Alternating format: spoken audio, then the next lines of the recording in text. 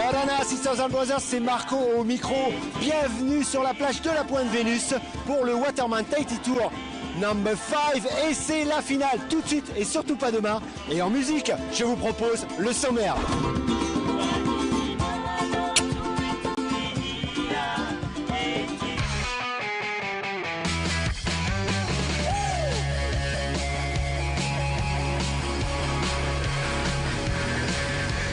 Les athlètes du WTT en difficulté face à une nouvelle discipline se sont révélés plus à l'aise sur la rowing machine ou machine à ramer. Non, ce n'est pas pour laver son linge, un engin d'entraînement en salle pour s'entraîner à l'aviron.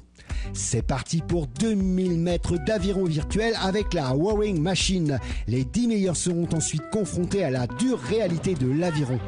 Alors les gars, c'est moins facile avec 2 rames. Oh, je rigole parce que moi, rien qu'avec une rame, c'est déjà l'enfer. Une envie d'en débattre, une envie d'en découdre, mais c'est surtout une envie d'apprendre et comprendre un petit peu le sport, chose justement qui est assez nouvelle quand on vient au Fénois. Il n'y a personne ou quasiment presque ne connaît l'aviron, en tout cas ne l'a pratiqué. Donc c'est super, c'est génial en tout cas de voir justement ce sport qui a été justement démocratisé, qui est en cours de démocratisation justement par Mathieu ici au Fénois. C'est top, il n'y a que du bonheur et puis surtout là, une envie justement pendant la compétition d'y aller. D'accord, alors le 2017 on nous dit que ce sera une épreuve du Waterman Tour. On voit maintenant les waterman sur l'engin, c'est pas évident du tout. La pratique sur l'eau est encore différente de la machine. Ça demande un petit peu de technique, mais au bout de 30 minutes même pas, on peut déjà faire une vraie course. Là, c'était vraiment une première, aucune consigne, vous vous débrouillez. Et la prochaine fois, vous allez voir que les temps vont descendre parce que maintenant, ils ont compris. Des fois, le cerveau te dit quelque chose et les mains n'arrivent pas à suivre. Mais encore une fois, c'est une question d'apprentissage. En quelques minutes, c'est réglé. Là, il n'avait pas de consigne, donc il ne savait pas comment se débrouiller. Alors, ce qui est très intéressant, c'est que c'est un engin qui va très très vite. Plus vite que le stand-up paddle, plus vite que le paddle. Et donc, les Tahitiens sont friands de vitesse. Ça va à peu près à combien de kilomètres/heure en gros? Hier, le parrain du club finit sa course où les champions olympiques à plus de 18 km/h en double. En 8, on peut atteindre des vitesses de pointe à 25 voire 30 km/h sur des courtes distances et on peut mettre un wakeboard ou un skieur nautique derrière un 8. Donc c'est l'activité à propulsion humaine sur l'eau la plus rapide. Alors le 5 c'est Taouhiro.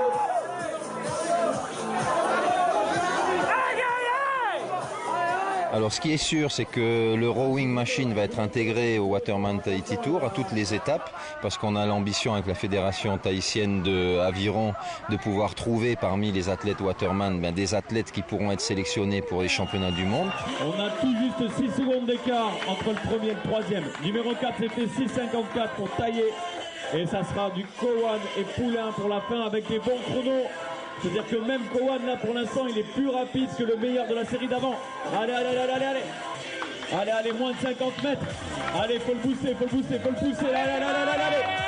Allez, attention-vous. Oh, c'est fait. Ça te permet de savoir tout de suite ton état de forme et de l'intégrer en termes d'échauffement comme ça à chaque fois qu'il y a un Waterman Tahiti Tour, en se déplaçant avec nous dans les îles.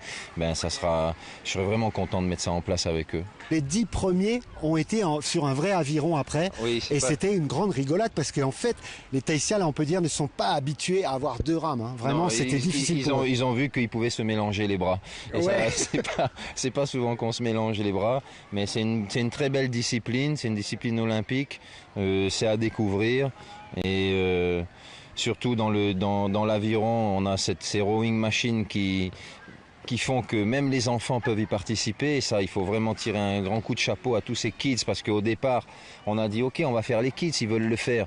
Donc on va essayer sur une étape. On a été obligé de le faire sur toutes les étapes.